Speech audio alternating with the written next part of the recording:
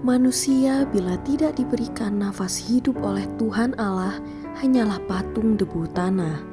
Manusia menjadi makhluk hidup karena ada nafas hidup yang berasal dari Tuhan Allah. Kejadian 2 ayat 7 berkata, "Ketika itulah Tuhan Allah membentuk manusia itu dari debu tanah dan mengembuskan nafas hidup ke dalam hidungnya. Demikianlah manusia itu menjadi makhluk yang hidup." Manusia bila hidup tidak berbakti pada asal-usulnya bisa disebut durhaka, anak yang hilang. Maka kita harus menghormati dan taat kepada kita berasal. Ibrani 12 ayat 9 berkata, "Selanjutnya dari ayah kita yang sebenarnya kita beroleh ganjaran dan mereka kita hormati. Kalau demikian, bukankah kita harus lebih taat kepada Bapa segala roh, supaya kita boleh hidup?" Tuhan Yesus ketika menjadi manusia mencari manusia yang sudah durhaka karena semua manusia sudah jatuh dalam dosa.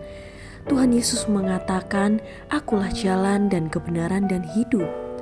Yohanes 14 ayat 6 berkata, kata Yesus kepadanya, "Akulah jalan dan kebenaran dan hidup.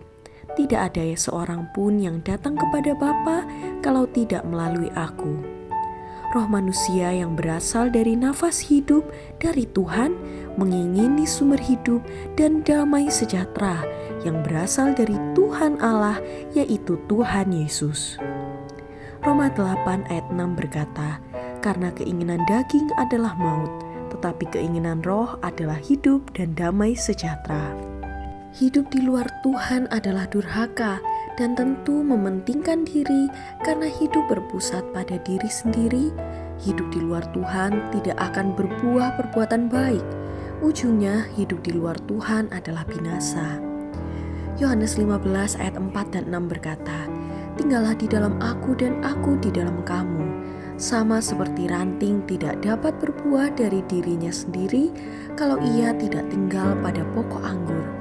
Demikian juga kamu tidak berbuah jikalau kamu tidak tinggal di dalam aku. Barang siapa tidak tinggal di dalam aku, ia dibuang keluar seperti ranting dan menjadi kering. Kemudian dikumpulkan orang dan dicampakkan ke dalam api lalu dibakar." Semua berasal dari Tuhan.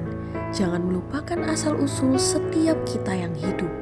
Yang berkenan kepada Tuhan adalah hidup yang berbakti kepada Tuhan. Tetap semangat. Hidup berasal dari Tuhan. Hidup berkelimpahan dan hidup kekal juga harus hidup dalam Tuhan. Hidup benar adalah bersekutu dalam roh dengan Tuhan Allah.